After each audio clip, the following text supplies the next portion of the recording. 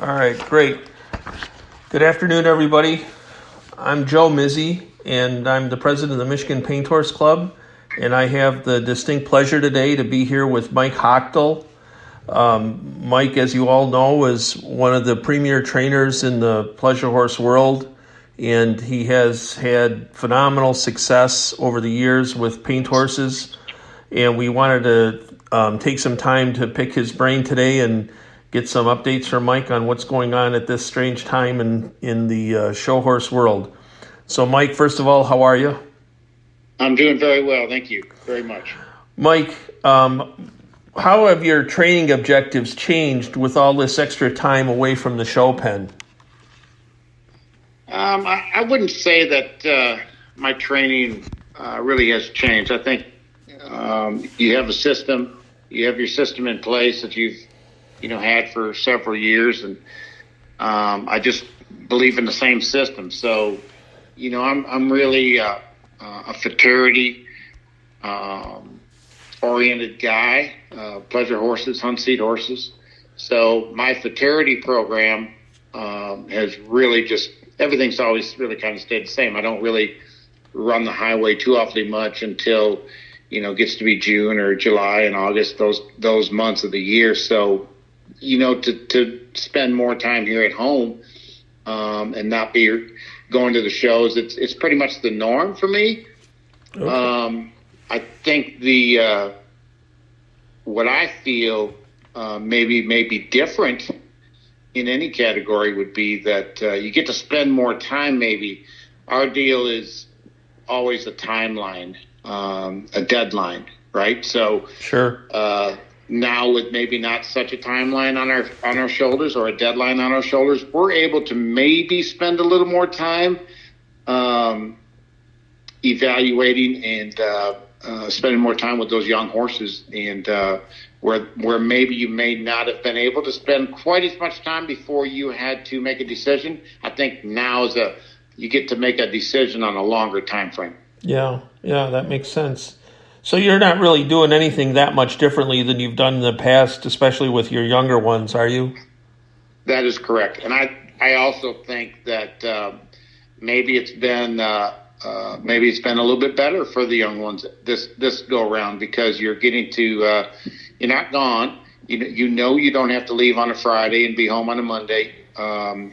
And you're not able to judge as many shows, so you're spending a lot more time at home. So therefore, you're not quite as demanding of those young horses as maybe you would be. So I think you're able to maybe ease off and just take a little more time. Yeah, I saw a couple of them on video the other day of a couple of young horses that you've got for Jane Backus. Boy, you got some nice ones coming up this year. Well, thank you very much. I'm very, very proud of them. They are very good horses, and Jane has given me the time in the program to just take your time, and when they come, they come, and both of them that Jane has here, they're really stepping up to the plate. Yeah, no, Mike, you've got a reputation for having a really good eye for selecting a prospect out of the pasture. So let me just ask you, are there any particular characteristics that you look for when you're selecting a long yearling or a 2-year-old, either for yourself or for a customer? Is there something special that you like to see in those horses? The first thing probably that I look for is strength. So even if it's a smaller horse, maybe it's not going to be the tallest guy in town, but I'm just looking for strength and conformation. So if that horse has got some really good conformation to it, and he's strong, and then his movement falls into right after that. Those three things in particular. I'm a front shoulder guy, so I believe that you can't really make one have an awesome front shoulder and front leg. So to me, out in the pasture, they've really, as a yearling, they've got to show you that. Uh-huh.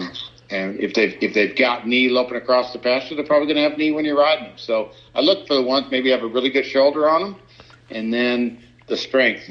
from their hip and their loin to the back, and their croup there, that area right there where all the muscle is, where they lope off and do all this stuff. That's where all the strength comes from. So, and then after that, obviously you're looking for a good-minded horse, one that seems to be trainable and sensible and has a good look in their eye. Yeah. Have you got a preference for colts or fillies? Does it matter to you?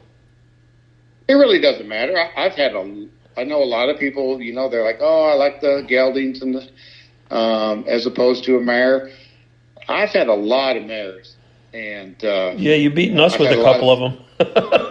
Yeah, and I've had a lot of success with mares. So I'm not opposed to mares versus geldings or studs. I think studs, they've got to be, they've got to be good-minded to be able to show a stud. You've got to have a good-minded stallion. That's for sure. You can in the show horse world that we live in today. You have a difference. Is it an open stallion or is it a non-pro stallion? Right. All those things make a big difference, So mentally, to do a stud, you got to have a pretty good-minded one. Mm-hmm. Mm-hmm. Let me change gears a little bit. As an amateur exhibitor, we have obviously we're the Michigan Paint Horse Club, so it's an amateur club, and some of our exhibitors get really psyched up for certain events or certain shows, whether it be one of our big shows like our year-end show, the Fall Color Classic, or one of the big futurities that they go to, or the World Show. As a professional, do you find yourself getting psyched up for certain events or certain shows? And if so, how do you handle that? Absolutely.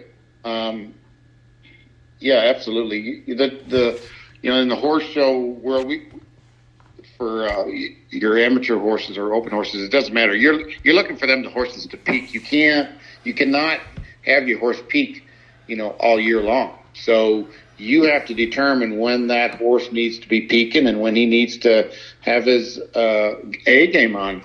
And so, I picked, I'm looking for July, August, and September. Those are the months where, by the end of July, I'm looking for him to get to that peak is what I'm looking for. So that, August and September, you can contain that. That's what you're looking for. I don't look for a horse to,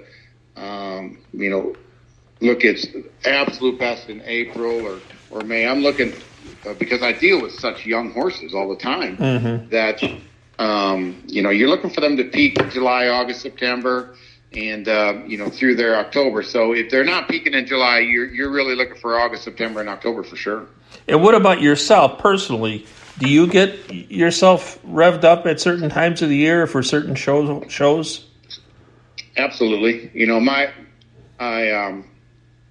NSBA World Show in August is it's the best of the best. Yeah. So, you've got to get yourself ready for that.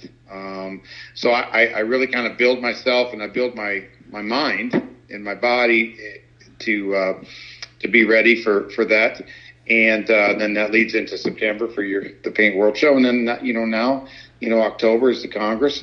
And so, I start focusing where, mentally, you've got to know that you've got to have your fraternity horses really rolling that time of year. And so, prior to that, when you're in your March and April stages, you're going through the grind and getting those horses to see which ones mentally and physically can take the pressure, because it's pressure not just on me, but it's pressure on those animals as well. They gotta take to the Holland down the road and get seasoned and take it all in, and the stress that they go through, then the stress that they go through, it's also the stress of the trainer, because he's got to make sure that, hey, this horse is, looking really strong and good, or this one's getting a little bit weak. We've got to feed him a little bit more. We've got to maintain him a little bit better. And then, it's the springtime, March, April, May, June, those months, what you're putting that horse through the preparation skills too, so that when you get to that July, August, September, October, you know exactly how to prep that horse. So that's what you use, your February, March, and April and May. Those time frames, you're looking to also understand how to prep that horse. Not every horse is the same, so you have to prep them different. Yeah. That makes perfect sense. That's great. Hey, Mike, let me ask you, everybody knows you in the horse world and, they see you riding horses, but when you're not riding horses, what do you like to do with your free time? Do you have any hobbies outside of riding horses? I don't have a lot of hobbies. I'm a homeboy, and I'm a Wisconsin farm kid, so therefore I'm a Green Bay Packer man. So when it gets to be football time, I'm pretty serious on that football deal. I do like my Packers. Yeah. So other than that, I really don't, have a ton of hobbies. We spend so much time on the road and stuff like that. Yeah. We don't get to get involved in a lot of other hobbies. However, I enjoy my lawnmower time. Yeah. I do a lot of really good thinking when you're on the lawnmower, you're on the tractor dragging the arenas. You get to really think about a lot of things, and whether it's training or what you want to do this weekend or what you don't want to do. But I do like my football, that's for sure. Yeah. In a year or so, I think I told you this before, Notre Dame is playing Wisconsin at Lambeau Field. I'm already trying to work on some tickets. That will be awesome. Yeah, that'll be a great game. Then they do a home and home. They're doing one at Lambeau Field. That's Wisconsin's home game. And then Notre Dame is playing at Soldier Field in Chicago. That's the home field for Notre Dame. So that'll be fun. That's cool. Yeah. That's never been done before. No, that'll be fun. So, Mike, thank you so much for taking time to share your thoughts with us today. If someone wants to get in touch with you about your training program, what's the best way for them to reach out to you? They can either, get to me through Messenger on Facebook. I have an Espuela Ranch business page. They can send me a message on there. Get my phone number off my Facebook. Email me at mhachtelranch@aol.com. Perfect. So email, Facebook, the ranch page, any which way. I'm easy to get a hold of. Thanks, Mike. Thank you again for taking time to spend with us. We appreciate it so much. We'll look forward to seeing you down the line. Absolutely, and thanks for inviting me on this. Thanks, Mike. Have a good day. Yes, sir. Bye-bye. Bye.